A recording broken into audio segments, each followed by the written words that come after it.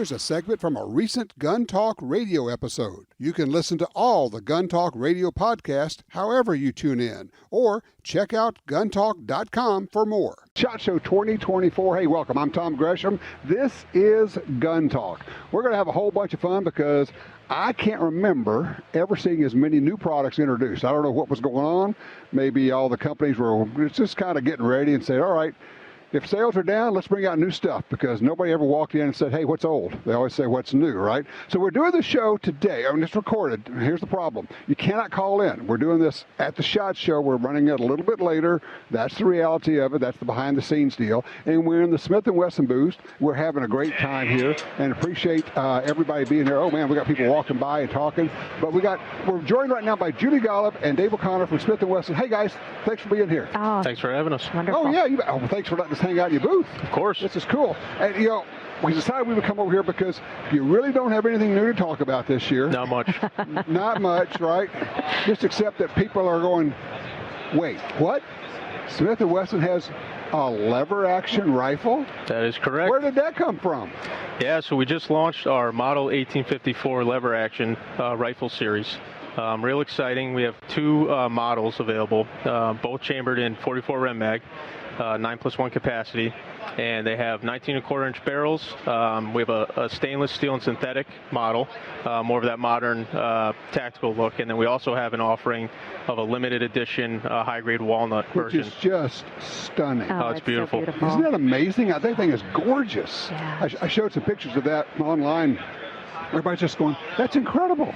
The stock in that, the wood and everything, and yet it's not the one that most people are going to be able to get, but it's also not the one most people want, because this is going to be like the ultimate truck gun or your 50-state travel gun, Yep. right? Exactly. It's, the lever action market has always been interesting. It's been dominated by a few companies for a while, let's face it. Yeah. But especially with our model, with this launch, you can accessorize the way you want. It has a threaded barrel. You can, add your favorite accessories with the M-LOK forend. It's synthetic stock, stainless steel barrel.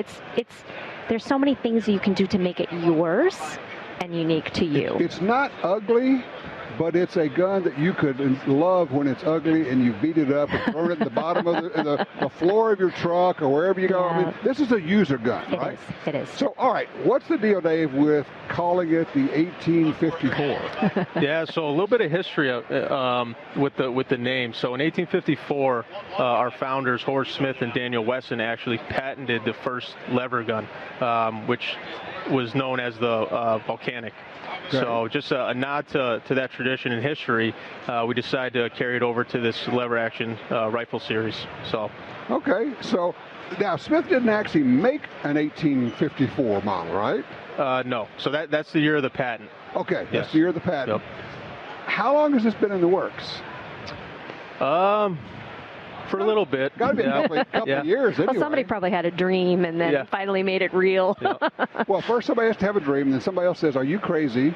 That's not what we do. And then you have that cycle where you run it around, and they finally come back to it and go, we could do that. And once you get to that point, you're off to the races. Well, when Smith & Wesson came out with the M15 line, right. We launched into the MSR market, and nobody knew us for that. And then we made it all affordable. And now we have so many people, everyday gun owners having, their handgun of choice, their rifle of choice, and now they can have their lever action. Lever action of choice, exactly right.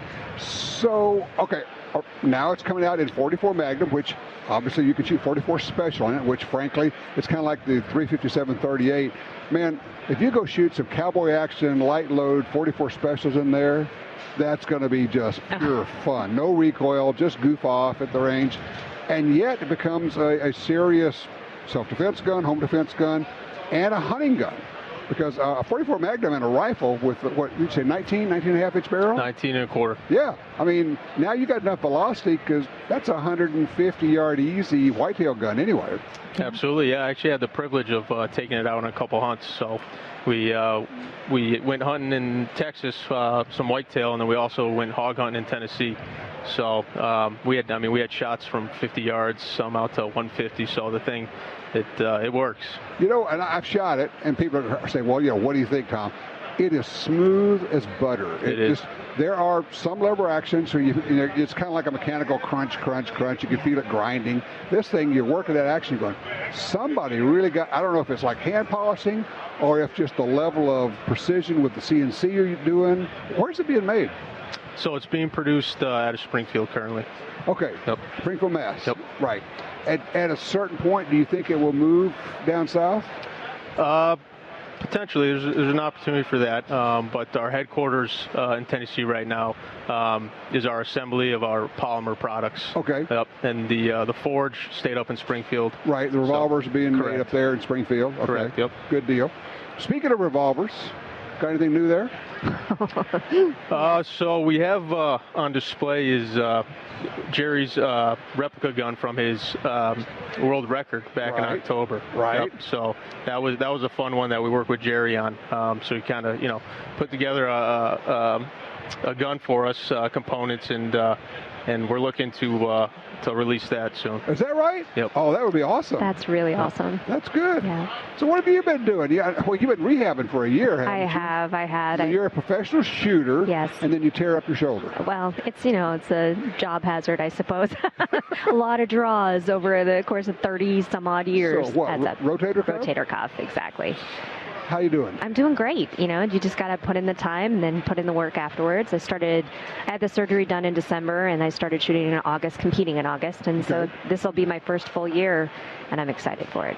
Good. So what are you going to be shooting? Where are you going? Primarily NRA action pistol, and CMP Bianchi Cup. And, of course, what's really neat is that both of our daughters, my husband and I, we shoot together now, and then they get to come too. Wait, how old are they? They can't be that old. Oh, time flies. 15 and 11. Oh my gosh! I know. And what's great is, we bring them, and they love to volunteer. Right. So my oldest works in the Stat Shack, and then my youngest runs targets, and they love to come out. It's full circle from when I started with my dad when I was a teenager. Sure. So. Oh, what a wonderful thing for you to watch that happen. Yeah. And in all reality, and I know people go, oh, really, Tom? Yes, really. I can't think of a better place for young people to be and see what it's like to be a responsible adult with people who have a work ethic and who are kind and polite to people and going to a shooting match. Exactly. I mean, it really is true, isn't it? It's absolutely true. And what I love about it is, at the range there are rules. And it doesn't matter who you are, you have to follow them. And to see, our kids get to watch how people handle firearms safely. They get to watch range officers, make sure people run through courses of fire correctly. There's a respect, there's order. And I think that's very valuable life skill. Even if you never pull a trigger, going to watch a shooting sport in action is a really great way to learn that. Everybody has to follow the rules. Yes. And and it's rare, but if someone breaks the rules, they get corrected. And you're an adult about it, you just go, yeah, screwed up, okay, good. I mean, sometimes people get DQ'd right there in the match. It happens. Yep, it does. And you just go, you okay? What can I do now? Do you need me to help run the match? I'm out, okay? And that's a wonderful thing for kids to see. Yeah. Adults taking responsibility for themselves. Exactly. That's terrific. So how are they at shooting? They're pretty good. My oldest daughter really likes hunting. That's her deal. So what kind of hunting? Deer hunting is what we've done so far. And she also got her first elk a couple of years ago. What? So, yeah, very, very exciting for her. That's terrific. She got an elk before I did. I mean, this is crazy. I'm like, you spoiled rotten. No, I'm just... And that's what you're supposed to do, right? Exactly. It was so funny. Obviously growing up in the shooting sports with my father, I was daddy's girl. Right. And just... like, oh, Dad, he's so emotional about this stuff, whatever. Being in the blind or being in the field or being on the range with my daughters, it's like, oh my gosh, this is what it must have felt like for him. Yeah, absolutely. And it's exciting. It's the best. It is. All right, so I was walking around there, and it looks like you got a whole passel of M&P pistols, all sorts of new stuff, and like cool stuff. I mean, I'm looking at things with brakes on them, and they look like space age stuff. No, what are you doing? Yeah, so as far as the M&P line, we just recently launched our Spec series, which is the OD Green. It comes with a Faxon barrel and port, so compensator on the end. So that came out a few months back. Comes in a nice kit, collector's coin, knife, 4 magazines. So yeah, it's a cool gun for sure. And 10 millimeter? 10 millimeter, we released a performance center ported That 10 millimeter. Awesome looking, man. The compensation works so well on that. Yeah, more gas, the better the comp works, right? Exactly. Yep. Yeah. So, I know that's like people go, oh yeah, the 10's a niche cartridge. Maybe not anymore. I think maybe it's not that niche. Do you think? No, we see a lot of comments around the 10 millimeter. So it seems like it's getting popular for sure. Yeah. That's terrific. Yeah. So what's next? We'll have to see. Right now, we're just with the release of the lever action, we're getting some traction there, and we'll see what comes down the pipeline And soon. of course, the moment you introduce it, people go, well, that's great, but I really wanted it in 357. But I really wanted this. I really wanted it. Oh, it's been out 3 hours. Come on, give us a break, right? That's how it goes. It's all going to come. Yep. It'll be there. Just have some patience.